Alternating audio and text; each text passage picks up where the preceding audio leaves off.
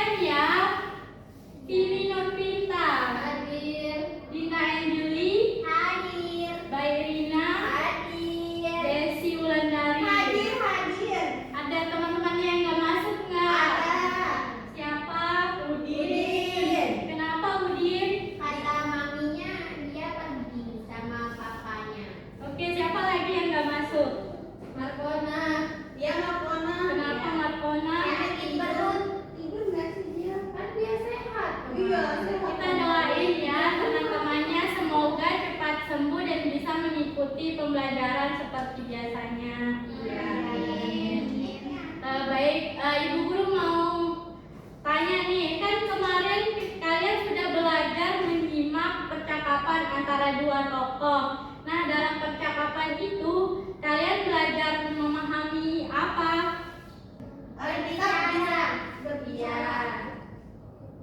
Berbicara. Nah, kalian juga memahami kan apa isi pembicaraannya Iya. dan pesan yang disampaikan. Nah, hari ini kita akan mempelajari materi tentang cerita fabel atau fabel dan ide tokoh. Nah, sebelumnya ada yang mau baca nggak cerita ini? Aku juga mau. Yang mau. Bagus cerita yang dia. Aku suka membaca cerita. Ya, apa Mbak Irina? Siapa? Suatu hari seekor kelinci selalu membanggakan dirinya karena bisa berlari dengan cepat. Ia sering mengejek kura-kura yang berjalan lambat. Namun ketika mereka lomba lari, kelinci terlalu sombong dan tidur di tengah jalan. Akhirnya kura-kura yang sabar justru sampai di garis akhir terlebih dahulu. Nah, Ibu Guru mau tanya nih, menurut kalian mengapa kelinci bisa kalah dari kura-kura? Dia sombong. Dia tidur. Iya, dia tidur. Dia sombong. Terus dia tidur. Terus selanjutnya sikap siapa yang sebaiknya kita tiru? Kura-kura. Kenapa? Dia berusaha keras. Sabar. Ya, bagus. Selanjutnya apa pelajaran penting yang bisa kita ambil dari cerita tersebut? Gak boleh sombong. Apa lagi? Harus Dina. sabar. Pintar. Iya, dan belajar. Yang terakhir, nah kalau kalian menjadi kelinci, apa yang akan kalian lakukan agar tidak kalah lagi? Tidak jangan sombong. Jangan tidur. Jangan lagi. Tidak meremehkan. Ya. Iya. Jangan membanggakan diri. Iya. Pintar.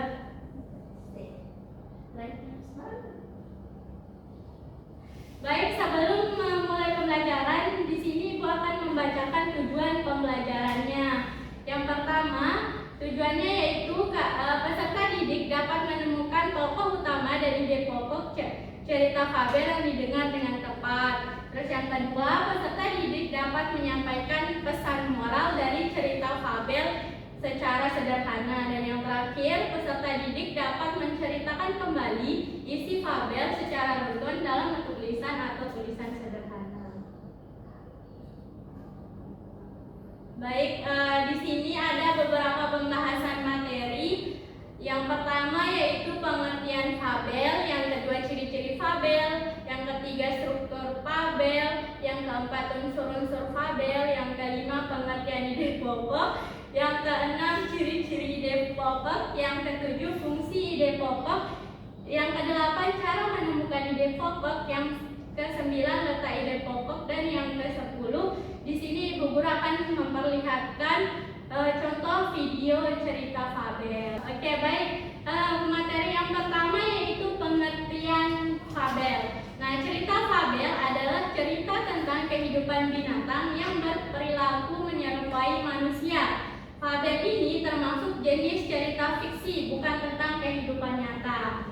Cerita fabel sering disebut cerita moral karena pesan yang ada di dalamnya berkaitan erat dengan moral. Selanjutnya yaitu ciri-ciri fabel. Kalian tulis ya anak-anak. Ya. Iya, Ibu. Selanjutnya yaitu ciri-ciri cerita fabel. Cerita fabel mempunyai ciri-ciri yang bisa kalian pahami, yaitu yang pertama, tokoh-tokohnya berupa binatang yang berwatak menyerupai manusia seperti tadi, kelinci dan Kura-kura.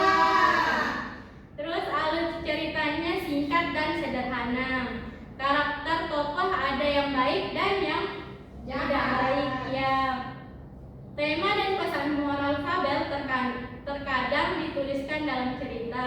Pendahuluan cerita sangat singkat dan tidak berbelit-belit. Wow. Selanjutnya yaitu struktur cerita fabel. Nah, dalam menulis cerita fabel, kalian harus memperhatikan strukturnya. Tujuannya supaya cerita yang kalian sampaikan mudah dimengerti. Nah, ini ada beberapa struktur dalam menulis cerita fabel, yaitu yang pertama orientasi. Orientasi adalah bagian permulaan pada sebuah cerita fabel yang berisikan dengan pengenalan cerita fabel tersebut, seperti pengenalan tokoh, pengenalan latar tempat, dan waktu. Kemudian komplikasi. Komplikasi adalah klimaks pada sebuah cerita yang berisikan mengenai puncak masalah yang dialami dan dirasakan oleh tokoh. Selanjutnya yaitu resolusi. Resolusi adalah bagian dari teks yang berisikan pemecahan masalah. Yang selanjutnya yaitu koda. Koda adalah bagian terakhir dari cerita yang berisikan pesan-pesan atau amanat yang terdapat di dalam cerita fabel tersebut. Baik, selanjutnya yaitu unsur-unsur fabel. Di sini ada tokoh, ada watak, kemudian ada latar, alur, dan sudut pandang, tema, serta amanat. Nah, selanjutnya di sini ada pengertian ide pokok. Ide pokok adalah rancangan gagasan atau cita-cita yang tersusun dalam pikiran. Ide pokok juga disebut sebuah topik atau pesan yang dibahas dalam sebuah paragraf. Selanjutnya yaitu ciri-ciri ide pokok. Ide pokok sebuah paragraf bisa kita jumpai dengan melihat ciri-cirinya, seperti yang pertama yaitu ide pokok diikuti oleh kalimat penjelas atau kalimat pendukung. Yang kedua, ide pokok biasanya menjadi sebagai pusat atau inti pembahasan. Yang ketiga, ide pokok memuat informasi yang lebih umum.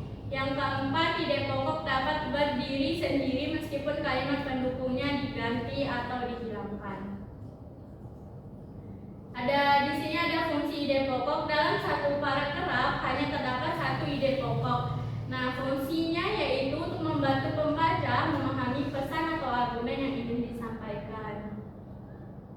Nah, di sini ada cara menentukan ide pokok. Untuk menentukan ide pokok dalam sebuah bacaan, kamu dapat menggunakan teknik skimming. Dengan skimming ini, kita bisa menentukan ide pokok lebih cepat dengan cara berikut ini, yaitu perhatikan terlebih dahulu judul bacaannya. Yang kedua, tandai kalimat atau kata pentingnya. Yang ketiga, simak kalimat yang terdapat pada awal atau paragraf. Yang terakhir, jika ada, kamu juga bisa menemukan ide pokok lewat infografis di paragraf tersebut. Ini ada letak ide pokok, ada paragraf deduktif, paragraf induktif, dan paragraf campuran. Nah, di sini Bu Guru akan menanyakan contoh cerita fabel. Disimak ya anak-anak. Ya, Bu. Ya, Ibu.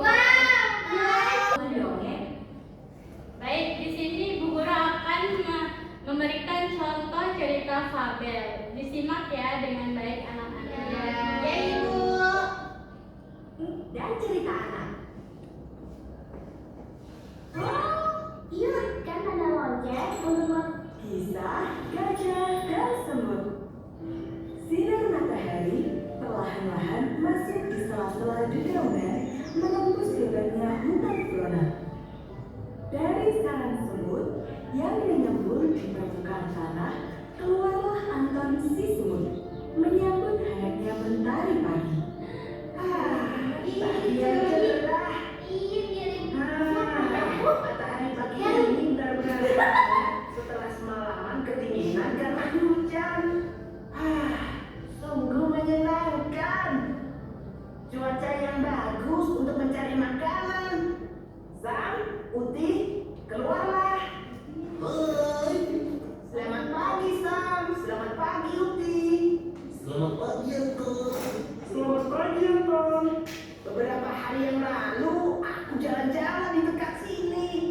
Aku melihat banyak buah dan biji-bijian yang bisa dijadikan bahan makanan untuk beberapa hari ke depan. Yuk, langsung menuju ke sana. Perutku sudah lapar ini. Kamu ini memang mesin penyedot makanan. Setiap dengar kata makanan, jadi lapar terus.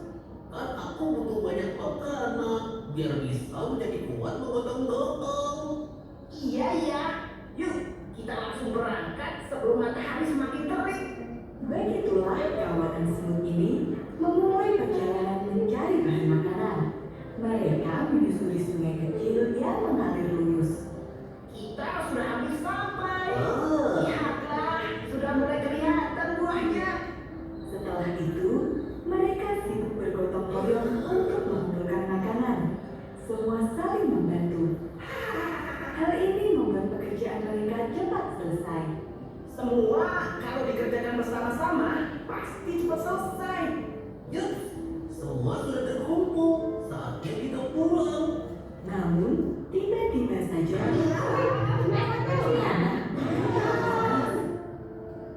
rupanya itu Evan, si gajah pemarah.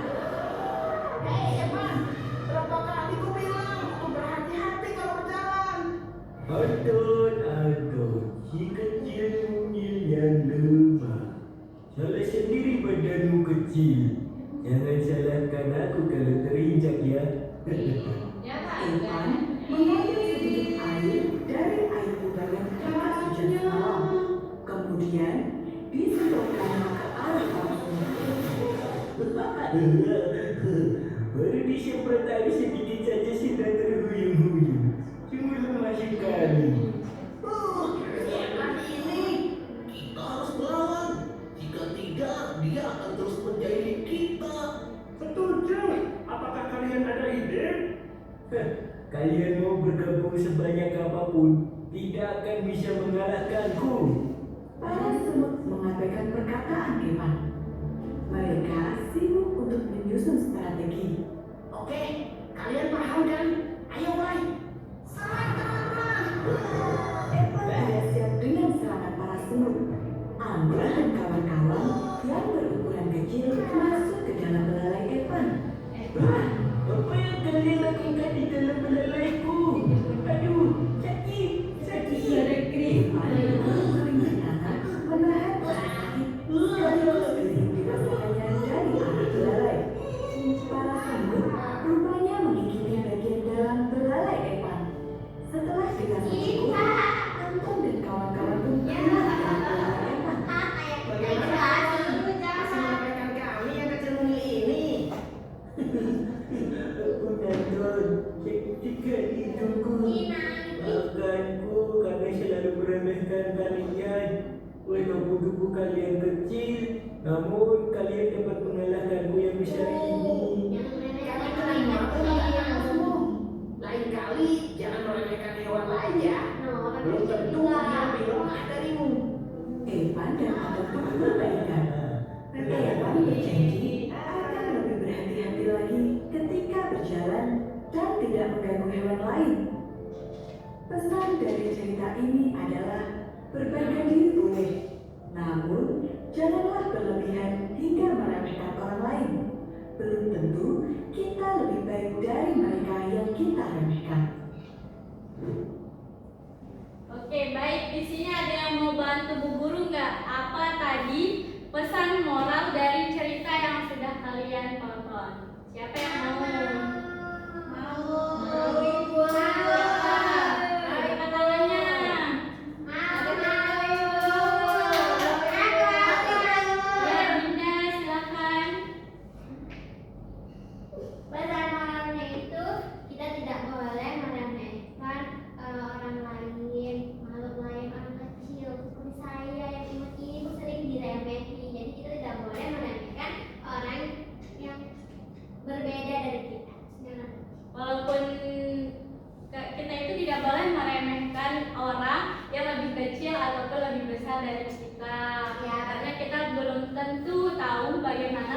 kemampuan orang tersebut. Oke, baik. Di sini Ibu Guru akan memberikan tugas atau membagikan tugas kepada masing-masing anak. Ini dikerjakan secara individu ya. Iya Ibu.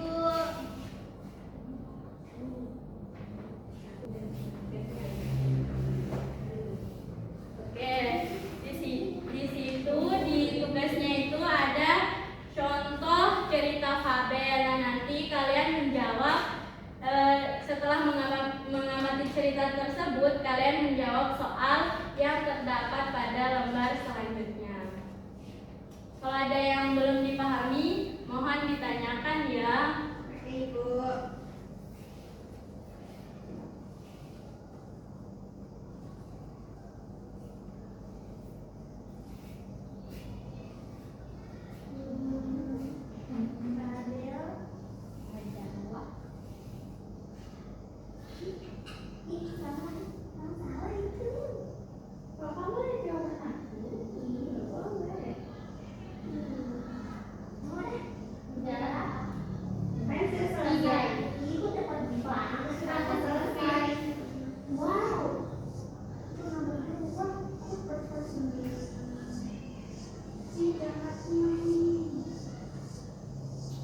Baca dulu ya ceritanya, Dinda. Iya, asik. Wih, keren. Jangan gitu dong, kayak fokus jawab kan.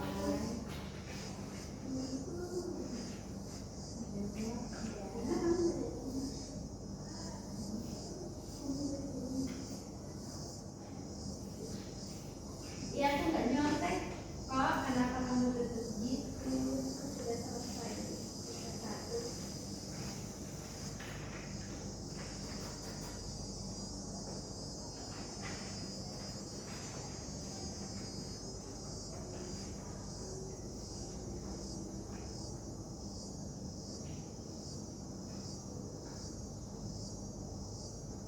Kalau ada yang belum dipahami, ditanyakan ya anak-anak. Iya Ibu.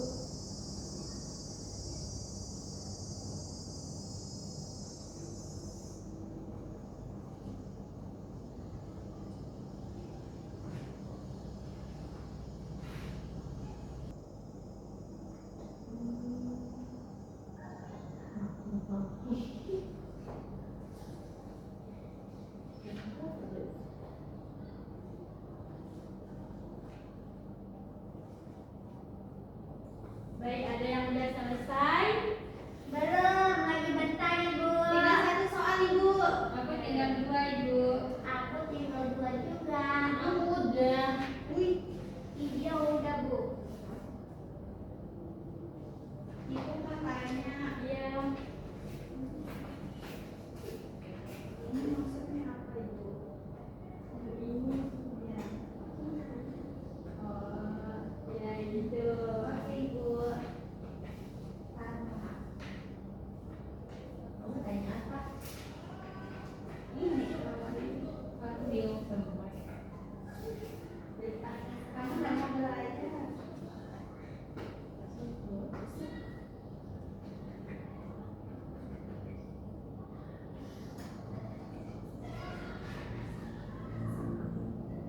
Saya sudah Ibu. Oke, siapa lagi yang sudah? Lagi Ada.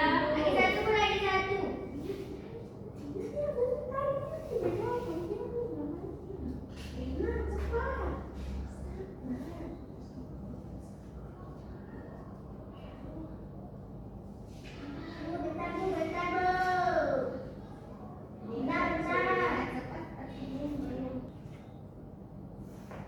Baik, ada yang udah selesai? Sudah. Dikit aja. Lagi. Bentar. Sudah. Iya, samaan. Kamu ngikutin aku. Sudah, oke. Jadi jangan Baik, ada yang mau bantu Ibu nggak jawab di depan hasil tugasnya? Mau. Saya.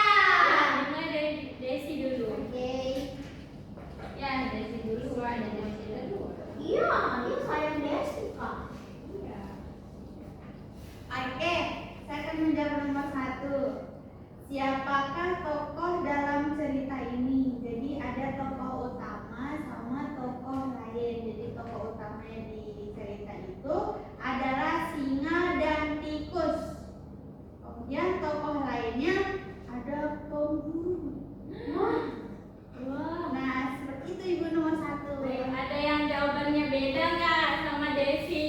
Sama. Oke, siapa yang mau jawab nomor 2? Saya. Baikina. Oke, sekarang aja.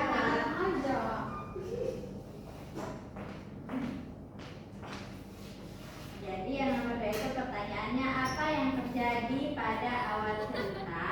Nah, jawaban saya pada awal cerita tikus kecil berlari-lari di hutan dan tanpa sengaja menginjak ekor singa. Singa menjadi marah dan menangkap tikus kecil, tetapi tikus meminta maaf dan berjanji akan menolong singa pada suatu hari nanti. Oke, baik. Kita silahkan duduk. Ada yang jawabannya beda nggak sama Rina? Sama-sama, Ibu. Sama. Oke, baik. Selanjutnya nomor 3, Dinda Angelin. Yes, aku Dinda. Ya, silakan Dinda. Dinda dulu. Mengapa singa akhirnya memaafkan tikus? Singa itu akhirnya memaafkan tikus karena kasihan melihat tikusnya menangis dan memohon-mohon. Meskipun ia awalnya meragukan kemampuan tikus, singa itu tetap melepaskannya. Oke, baik. Terima kasih, Dinda. Iya, Ibu. Pertanyaan selanjutnya, pertanyaan terakhir, silakan Tini.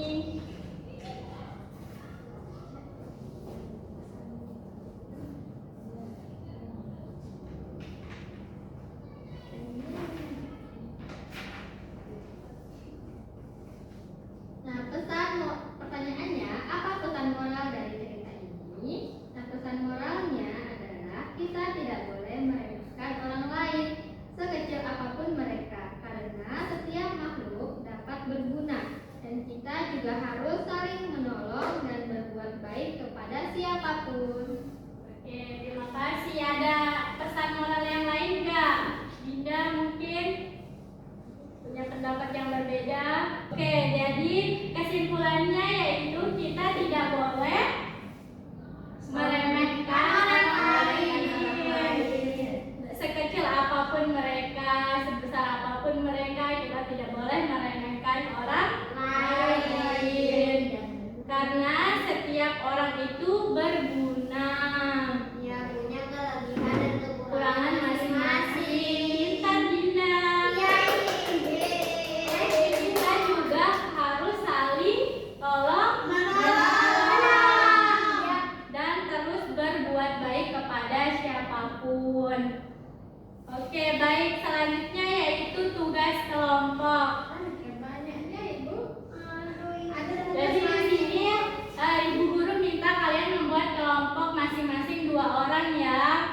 Kalian jadi tugasnya itu kalian membuat cerita fabel, kemudian kalian memerankan cerita fabel tersebut di depan. Ibu Guru beri waktu 15 menit ya.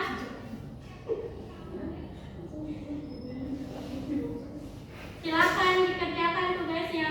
Oke, Ibu. Cerita apa ya kira-kira?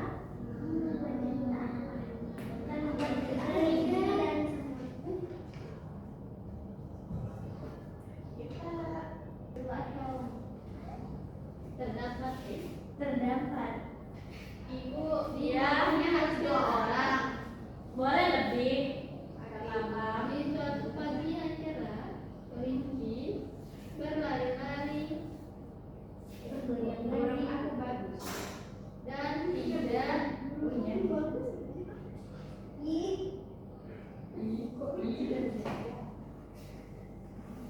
apa tulis apa? Saya bicara dulu Aku yang juga. Aku yang mikir aja. Ayo. Tulis. Suatu pagi yang cerah. Suatu pagi,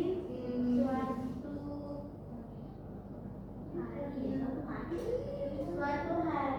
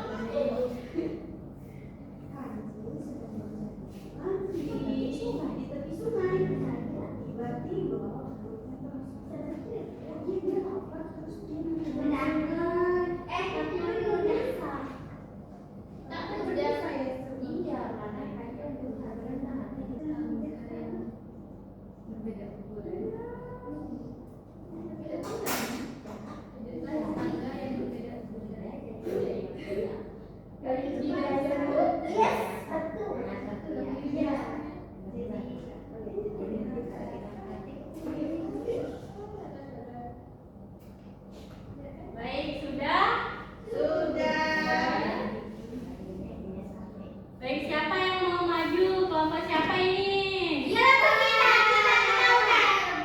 Ya, kelompoknya Dina. Ya.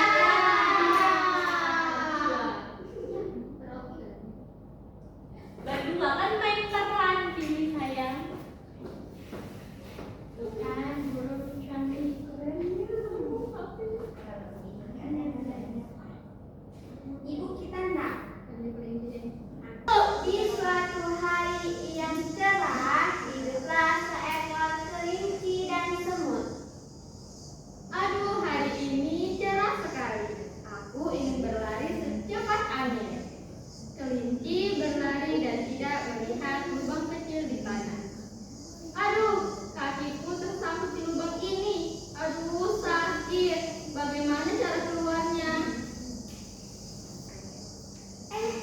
Kelinci, kenapa kamu masuk ke rumahku? Maaf semut, aku tidak sengaja. Kakiku tersangkut dan aku tidak bisa keluar. Tolong aku. Baiklah, aku akan bantu. Aku akan memanggil teman-temanku. Semut memanggil teman-temannya dan mereka menggeser tanah di sekitar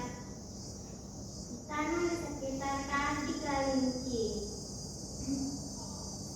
Coba tarik kakimu pelan-pelan, kelinci. Akhirnya aku bisa keluar. Terima kasih semut, tubuhmu kecil tetapi bantuanmu besar. Betul, walaupun kecil, kami bisa bekerja sama untuk menolongmu. Aku belajar satu hal, jangan meremehkan siapapun meski ukurannya kecil. Betul, semua makhluk itu punya kemampuan masing-masing. Dan moral, jangan meremehkan makhluk yang lebih kecil. Semua makhluk punya kelebihan dan dapat saling membantu. Yeay. Selamat. Tangan buat kelompok 2. Terima kasih Dinda dan Dini. Terima kasih Bu, terima kasih. Oke. Arigato, arigato. Oke, baik, selanjutnya kelompoknya Desi dan Dina. Maju. Yo. Videoin kita, boleh?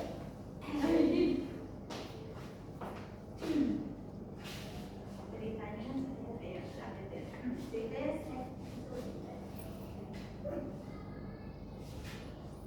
di suatu tepi sungai yang hijau, sang kancil sedang berjalan-jalan. Ia menemukan banyak sekali buah di tepi seberang. Namun ia bingung bagaimana cara menyeberangi sungai. Ia berpikir keras. Lalu, hei buaya, keluarlah! Aku punya kabar gembira. Hei kancil, berani-beraninya kau membangunkan tidur siangku. Aku mempunyai banyak sekali daging segar. Apakah kamu mau? Kamu biasanya suka menipuku, kancil. Bagaimana aku bisa percaya? Kali ini tidak, tapi ada syaratnya. Kamu harus mengantarkanku di seberang sungai. Apakah kamu yakin kamu tidak berbohong? Aku janji buaya. Kali ini aku berjanji dengan sungguh-sungguh. Kalau kamu berbohong, apa yang akan aku makan? Setuju? Ayo. Oke, ayo aku antarkan kamu ke tepi sungai. Nanti buaya. Tadi kita udah lumayan gitu. Hahaha, sebenarnya aku menipu kamu. Kamu berbohong, kancil. Kamu menipuku. Tunggu saja nanti kamu akan kumakan, kancil.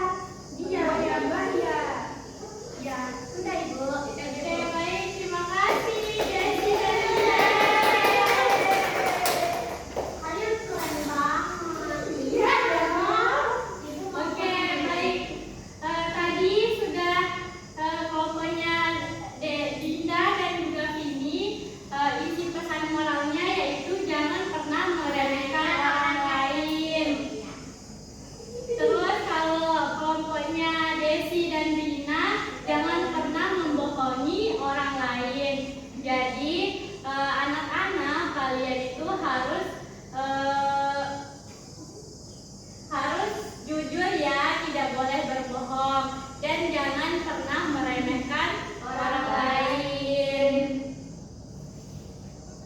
Nah, dari pembelajaran yang sudah kita pelajari tadi, apa yang kalian pahami dan apa yang kalian tidak pahami?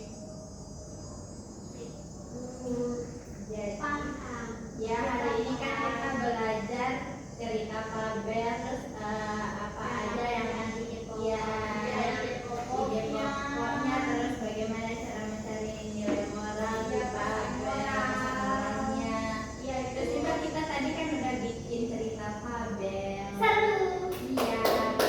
Senang nggak anak-anak? Senang, Ibu. Nah, sekarang Ibu mau tanya nih, hal baik apa dari pesan moral yang kalian sudah bacakan tadi yang bisa diterapkan dalam kehidupan sehari-hari? Ada yang bisa? Banyak, Bu, banyak. Banyak. Kita harus bantu. Ya. Ya. Apa lagi? Tidak boleh meremehkan orang lain. Lagi. Bantu. Tidak boleh Ya. berbohong. Tidak sombong. Banyak ya. Ya. Nah, dari pesan moral tersebut kalian harus menerapkan hal-hal yang baik dan membuang hal-hal yang tidak baik ya. Iya, Bu. Oke, terima kasih sudah berpartisipasi dan sudah aktif dalam pembelajaran hari ini. Sebelum Ibu Guru menutup pembelajaran kita, mari kita berdoa bersama-sama. Silahkan Mbak Irina pimpin doanya. Oke, sebelum kita pulang, marilah kita berdoa terlebih dahulu. Berdoa dalam hati, mulai. Doa selesai. Baik, terima kasih. Kurang dan lebihnya Ibu Guru mohon maaf. Billahi taufiq wal hidayah. Wassalamualaikum warahmatullahi wabarakatuh. Selamat pagi anak-anak.